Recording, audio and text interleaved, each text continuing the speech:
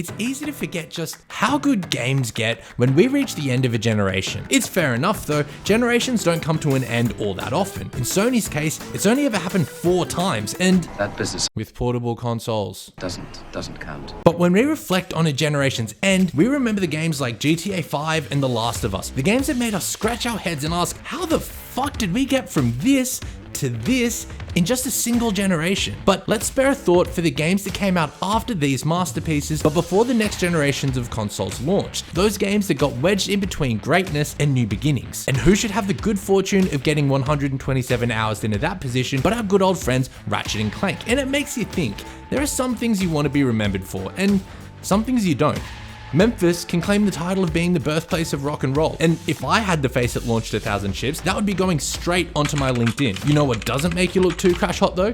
Being the game that ended a freaking generation. And unfortunately for Ratchet and Clank, that's what Into the Nexus was, in the most literal sense of the term. This was the last game to release on PS3 before the PS4 came out, a mere 3 days before it in fact. And it left a lot of people asking, but why? Great question, but before I answer it, I'm gonna return serve. What would you rather have? Half of a Ratchet and Clank game for half the price more often, or full Ratchet and Clank games for full price less often? Leave your thoughts in the comments below. Back to your original question though. Why did this happen? Well, there are a couple of reasons, and let's start with why did this game exist at all? After A Crack in Time was released to wide critical and commercial success, Insomniac decided that the best way to capitalize on it was to take the series further away from its roots than it had ever been. So after what was seemingly the end of Ratchet and Clank and the longest gap we'd gotten between releases since the series started, we got not 1, but 2 spin-off games. And as we all know, fans always love spin-off games. Now, despite these spin-offs being considered by some as being, quote, fucking garbage, it did give R&C some well-deserved R&R. From games at least, because it was time for the series' next big adventure.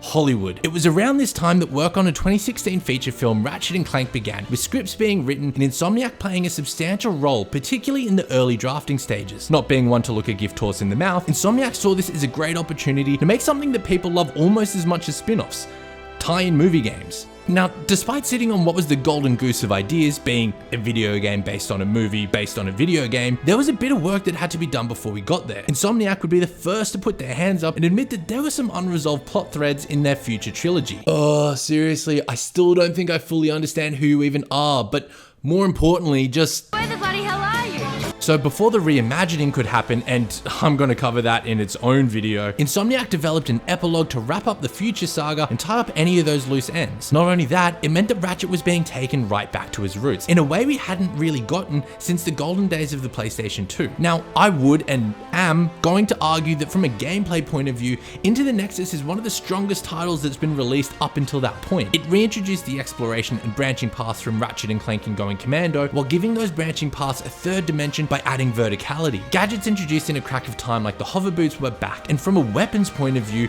they knocked it out of the bloody park. Every weapon looked interesting, felt useful, and most importantly, was fun to shoot. I mean, how can you turn your nose up at an ice gun that turns enemies into snowmen while playing Christmas music? You can't. Raritanium is back for the first time since Tools of Destruction, but this time, it's been adjusted for inflation and way better balanced. We even get a throwback to the infobots of days gone by and the return of Thugs for Less, and it all adds up to create one of the purest Ratchet and Clank adventures we've ever gotten. What isn't as pure as previous entries though is the story. Unlike other titles where we can expect to regularly see a number of recurring characters and villains, here we get what are either cameos or brand new characters completely. When the game starts off, we get an intro cutscene with Talwyn, a main character from Tools and Quest for Booty that we didn't see at all in A Crack in Time because I don't know, maybe she was busy. Her character and her search for a missing dad in particular were some of the biggest outstanding questions that fans wanted answers to, and we don't really get them here. While it starts off promising, we only see her another handful of times to help move the story along. It's the new characters and villains in particular though that really steal the spotlight. We get introduced to a criminal so dastardly evil that every precaution in the book is being used to transfer her to a supermax prison, and her name is, damn it, What was her name again? Vendra Prague. Vendra Prague. Vendra Prague. Vendra Prague. Was it though? Sure. She has a twin brother named Neftin, and you can rest assured, whether you like them or you hate them, they're still 1,000 times better than the Calypso twins from Borderlands 3. Don't forget to like, follow, and obey. I personally actually really like their story arc here. Now, does it feel like you get dropped into the halfway point of a story and don't know which way's up? Yes. Was it predictable? Highly. Did it feel rushed? In parts, definitely. But I still appreciated the humanity we get to see here in the villains, and for the first time in the series, it gave me villains I could relate to and understand. Well, second time technically. I got super on board that whole Squishies Must Die campaign.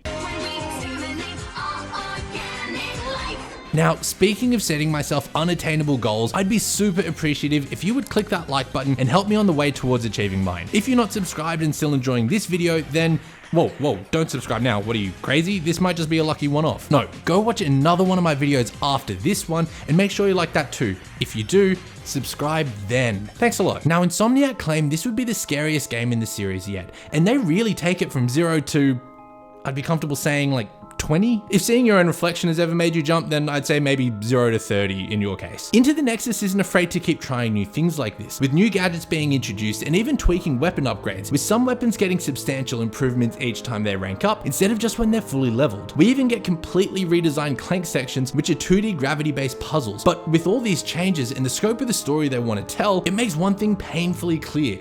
This PS3 Swan song ain't a long song. Now, let me be clear, this game is not only longer, but way more of a complete package than Quest for Booty was, but it doesn't stop it clocking in at about half the time it would take to finish a normal Ratchet & Clank game. I went through and once again took the time to collect every unique item that wasn't nailed down and finish every side mission, and it took me about 6 hours to complete.